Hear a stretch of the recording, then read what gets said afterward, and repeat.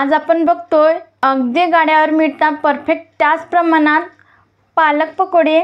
ते घरी कसे बनवायचे एकदम सोपी पद्धत आहे, फार अशी काही किचकट प्रोसेस नाही याची। तर पावसाळ्याचे दिवस आहेत, मस्त अशी एन्जॉय करा। पालकाची भजी गरमागरम आणि मस्त अशी कुरकुरीत होतात। तुम्हाला मी खाऊन सुद्धा दाखवते।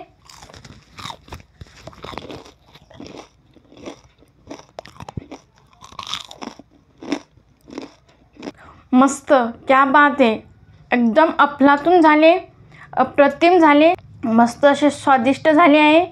आपण बाहेर ज्या प्रमाणात गाळ्यावर मिळतात त्याप्रमाणे जे भजी खातो एकदम तशीच झाली आहे।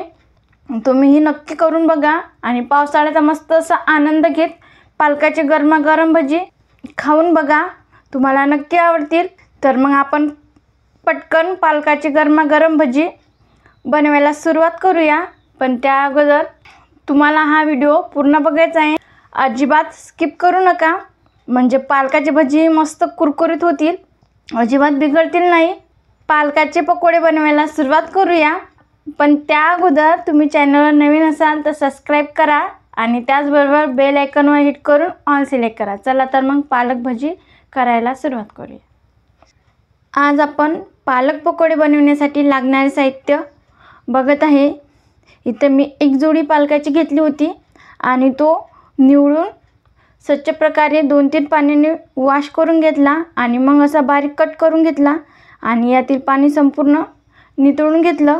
3-4 हिरव्या मिरच्या बारीक कट केलेल्या, 5 ते 6 लसूण पाकळ्या बारीक कट करून घेतल्या, थोडीशी कोथिंबीर, अर्धा चमचा जिरे, 1 वाटी बेसन पीठ, चवीपुरतं मीठ, अर्धा चमचा हळद, 1 चमचा लाल तिखट आणि इथं 2 चमचे तांदळाचं पीठ घेतलं आहे।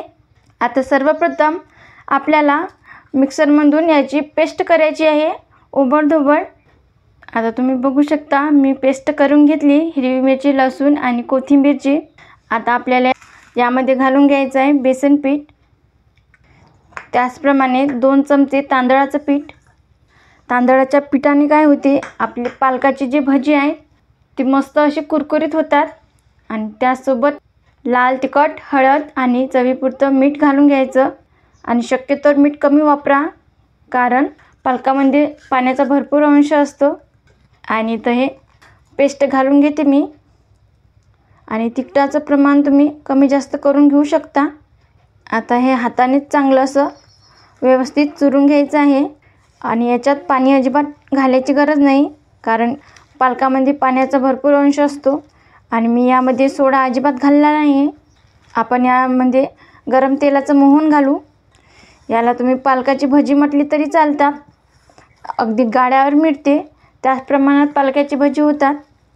बघा इथं मस्त असं पालकाच्या भजीचं बॅटर बनवून तयार आहे आणि इथं अजिबात पाण्याचा वापर केला नाही आहे, यामध्येच भरपूर पाणी सुटते त्यामुळे तुम्ही बघू शकता।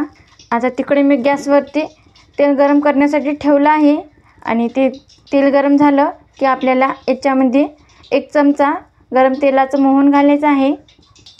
हे बघा इकडे मी गॅसवर कढईमध्ये तेल गरम करण्यासाठी ठेवलं होतं आणि तेल गरम झालं आहे। आता इथं मी 1 चमचा तेल या बॅटरमध्ये घालणार आहे आणि तुम्ही बघू शकता तेलामध्ये हे मिश्रण चांगलं व्यवस्थित मिक्स करून घ्यायचं।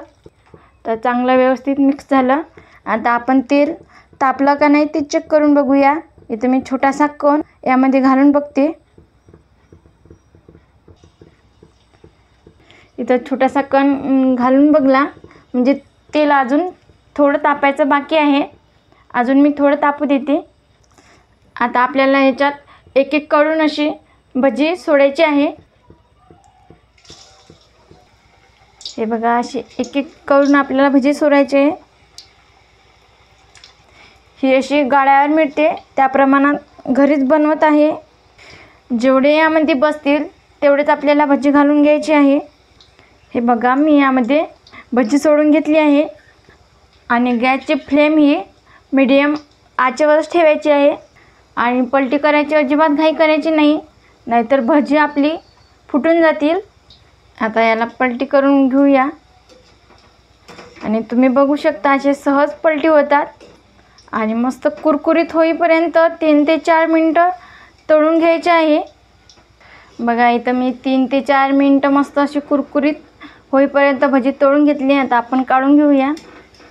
आणि तुम्ही बघू शकता काय सुरेख दिसतात. मस्त. आता हे याला आपण काढून घेऊया.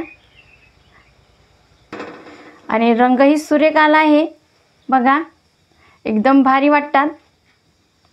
आता याचप्रमाणे दुसरी बॅच सुद्धा तळून घेऊया. बघा इथं आपली पालकाची भजी बनवून तयार आहे, किंवा पालक पकोडे म्हटले तरी काही हरकत नाही.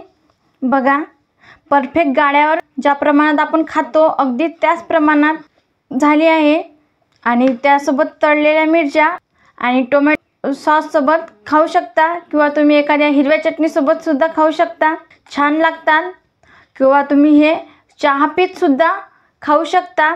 आणि बाहेर मस्त असा मुसळधार पाऊस पडतोय, म्हणून असे गरमागरम पालक भजी करून नक्की खा, तुम्हाला नक्की आवडतील. आणि एकदम मस्त असे कुरकुरीत होतात. तुम्ही बघू शकता मस्त छान कुरकुरीत झाली आहे. तर मग तुम्हाला आजची रेसिपी कशी वाटली हे कमेंटमध्ये नक्की सांगा.